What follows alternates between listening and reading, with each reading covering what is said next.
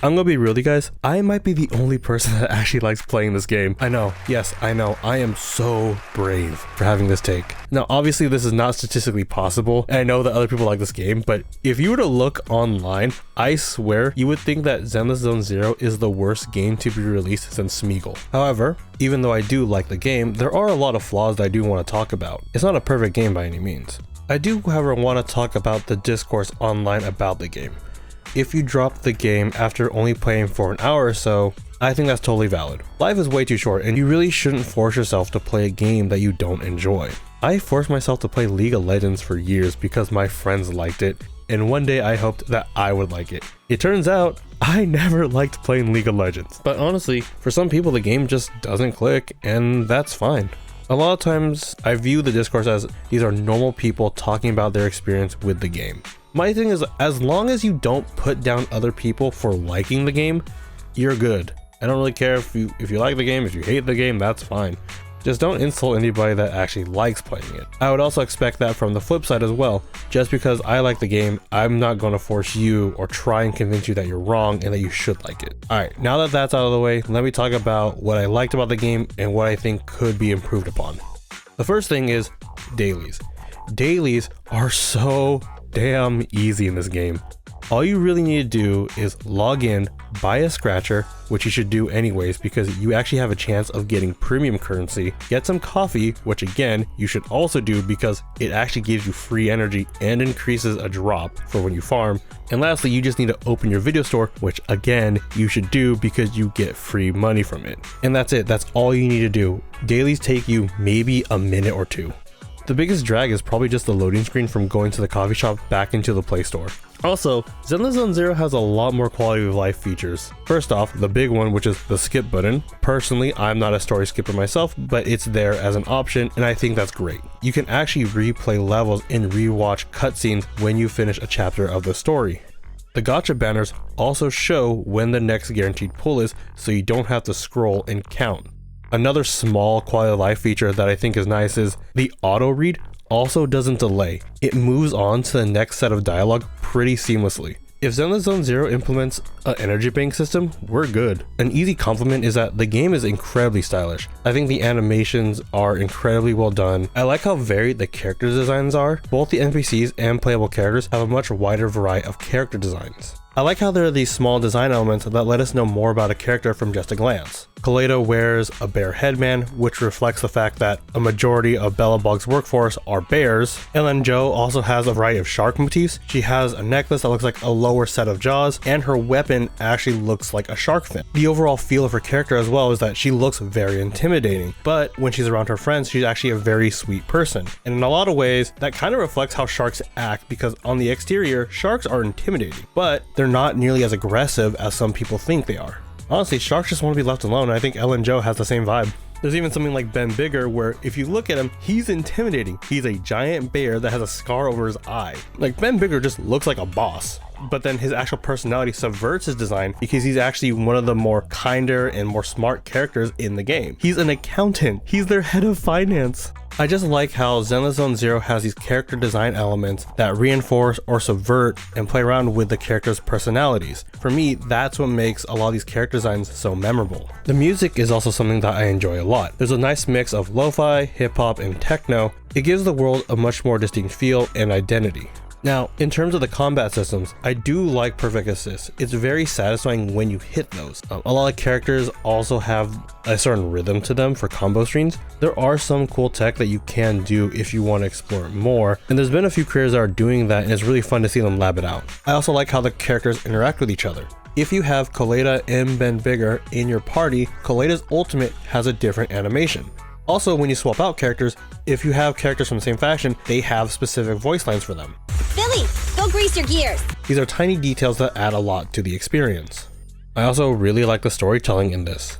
Zenless Zone Zero takes a more episodic approach. This way of storytelling helps ease us into the world, and it gives us a baseline of what life is like in New Eridu. In some ways, it reminds you how Gravity Falls is structured. It introduces you into the world and characters, and then when you get comfortable, it starts to go deeper into the overarching plot. I also like how the story doesn't take itself too seriously and has some good comedic moments. There were a few jokes in the story that really hit. I also like how Wise and Belle have distinct personalities. They aren't just the same character but with different genders. I also like their dynamic with each other. Both Wise and Belle have their own motivations, and I think that gives them a lot of potential for being strong protagonists. At a baseline, I think that ZZZ feels more consistent.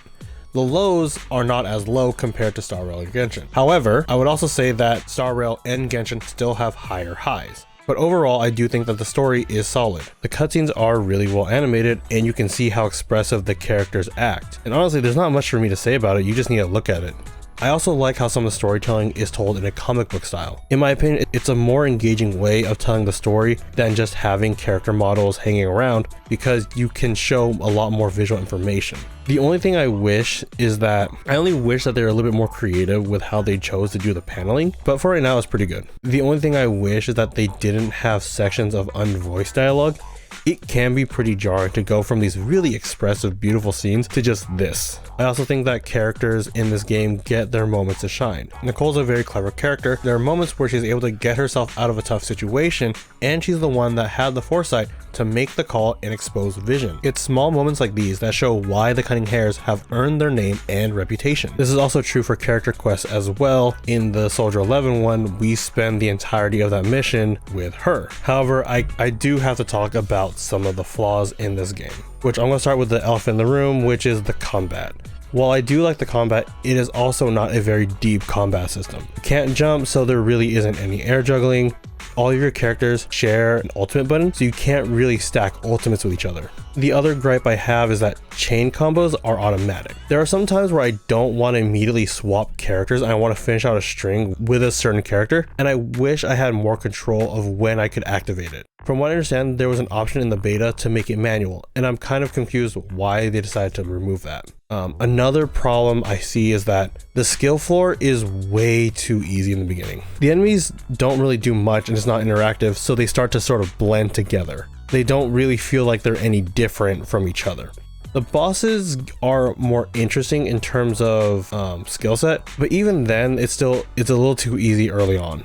I also wish that ultimates were more distinct. The ultimates are the same as the chain attack combos, but I think the AoE might be slightly bigger or they might do more damage, but it's a wasted opportunity because you chain attack so often, so the ultimates don't feel unique and they lack this wow factor to them. And the last thing you really want is your ultimate to feel underwhelming. I do wish that the arenas were a bit more interactive.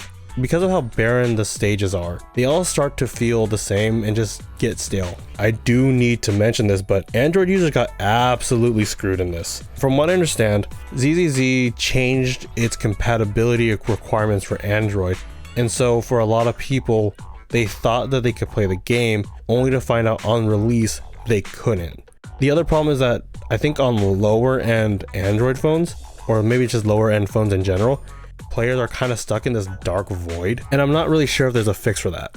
I also have an issue with level progression. The problem is that there's so much that is locked behind your levels and that you have to grind out the main quest before you actually get to experience it. So for example, I'm at Bellblock Chapter 2 and I still don't have access to character trust yet. And that freaking sucks because the dynamic wallpaper is actually locked behind Trust 4 and you really can't get that until you grind out the story. It's honestly kind of confusing why so much of the systems for ZZZ is locked behind level progression and story progression. Most of the time, once you're done with the prologue, you're set to go and you really don't need to do anything else. But for ZZZ, it feels weird that it takes so long to get everything going. It took me a while to actually get Bangboos unlocked. These should have been unlocked a lot earlier. And I think that's why, for a lot of people, the game kind of feels like a slog to go through. It's also kind of weird because it actually breaks up the flow of the game as well. For example, you can unlock the first couple of chapters of Soldier 11's quest, but then the third one is locked behind a level wall, which I don't understand the reasoning for that. It's just strange how much of the game is locked behind level progression and story progression, especially when you compare it to Genshin and Honkai Star Rail. The last one I need to mention is the TV mode. I'm personally a little bit more mixed on this one. I don't outright hate it like some people do. The problem that I do have though is that it's too prevalent in the overall game. I would prefer if it just wasn't in the main quest or if it was just scaled down. For me personally, I think it's fine in Hollow Zero or for exploration quests, but the problem with it being included in the main quest is that it just slows it down too much. There are some puzzles that are fun, but it just needs to be scaled back a bit.